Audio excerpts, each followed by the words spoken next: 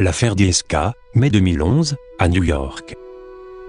Tout commence le 14 mai, lorsque Dominique Strauss-Kahn, alors directeur général du Fonds monétaire international et pressenti comme candidat favori à la présidentielle française de 2012, est arrêté à l'aéroport JFK.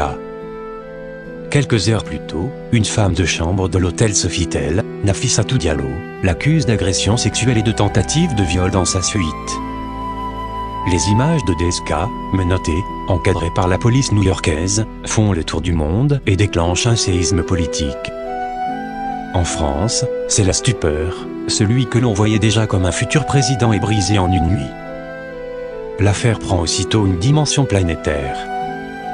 Aux États-Unis, la justice médiatise chaque étape, comparution, mise en accusation, libération sous caution astronomique de 6 millions de dollars. À Paris, les débats s'enflamment entre ceux qui crient au complot et ceux qui dénoncent des comportements inacceptables. Finalement, après des semaines de rebondissements, les charges criminelles sont abandonnées en août 2011, faute de crédibilité suffisante du témoignage de Nafissatou Diallo. Mais l'affaire n'est pas close, une procédure civile aboutit en 2012 à un accord financier entre DSK et la plaignante, estimé à plusieurs millions de dollars. Ce scandale anéantit définitivement la carrière politique de Dominique Strauss-Kahn. Celui qui incarnait l'espoir de la gauche française voit son image durablement ternie. Il démissionne du FMI et disparaît de la scène internationale. En France, François Hollande prendra sa place comme candidat socialiste, et l'histoire politique nationale en sera profondément bouleversée. Après ce séisme, d'autres révélations continuent de poursuivre DSK.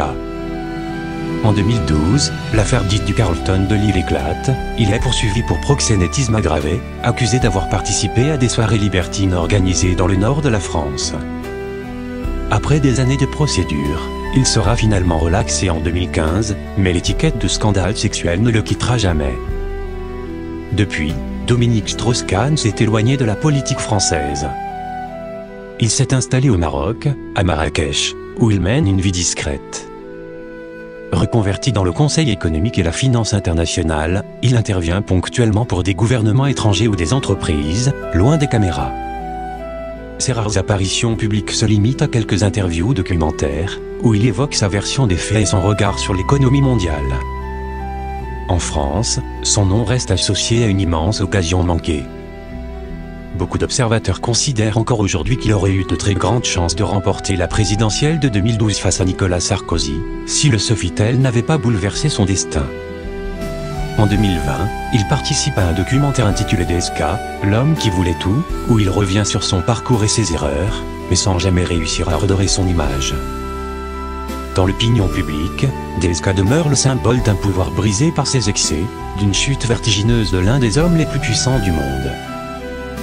De New York à Lille, de Washington à Marrakech, l'affaire Strauss-Kahn reste l'un des plus grands scandales politico-judiciaires du début du XXIe siècle. Elle a marqué à jamais la politique française et continue d'alimenter débats, analyses et récits, plus de 10 ans après. Si ce récit vous a intéressé, pensez à liker la vidéo, à la commenter pour partager votre avis, et bien sûr à vous abonner à Handicap Radio TV pour soutenir la chaîne et suivre les prochains épisodes.